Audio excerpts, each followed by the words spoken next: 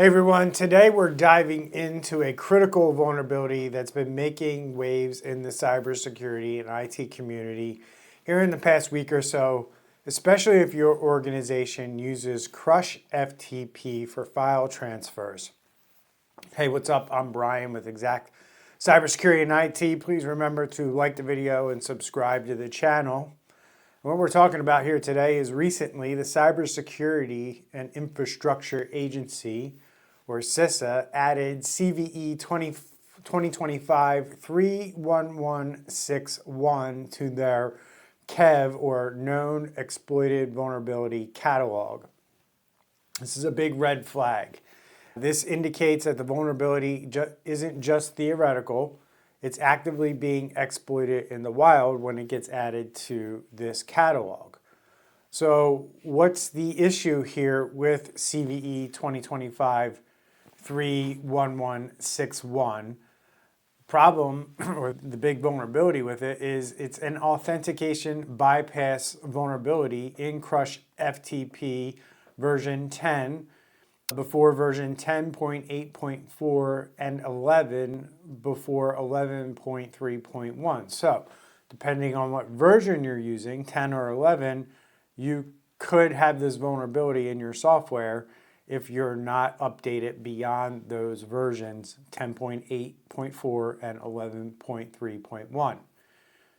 In simple terms, this flaw allows remote attackers to authenticate any known or easily guessable user, like the default Crush admin account, without needing a password.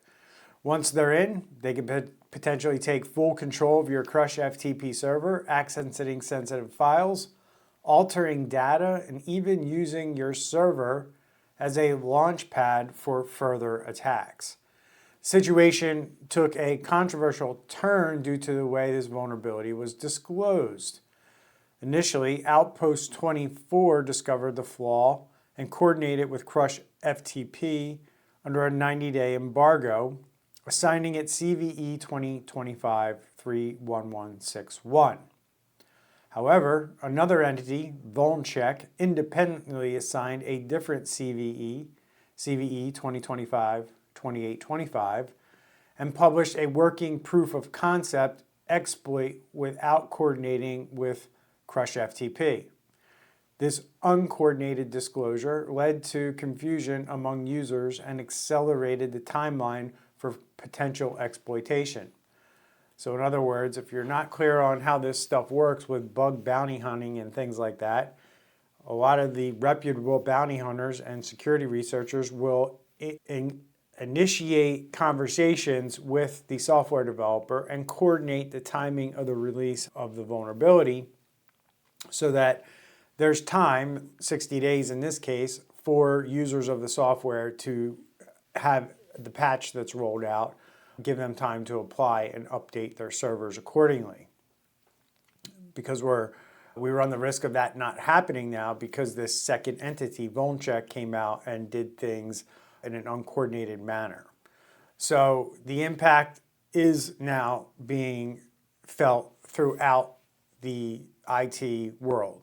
Within 48 hours of the proof of concept release, organizations like Shadow Server observed active exploitation attempts with over 1,500 unpatched instances under attack.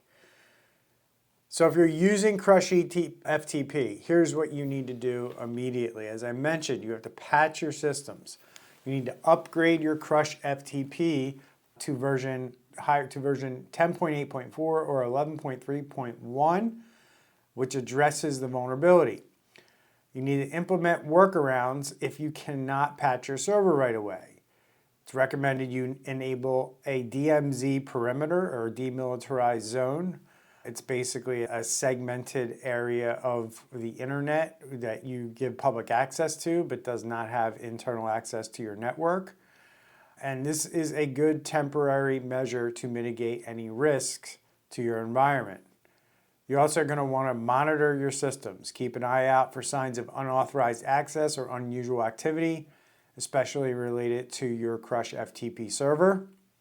But remember, if they get to your CrushFTP server, they might be able to move laterally in your network And this is why you should have a 24/7 security and operations team monitoring your systems at all times for this unusual network behavior.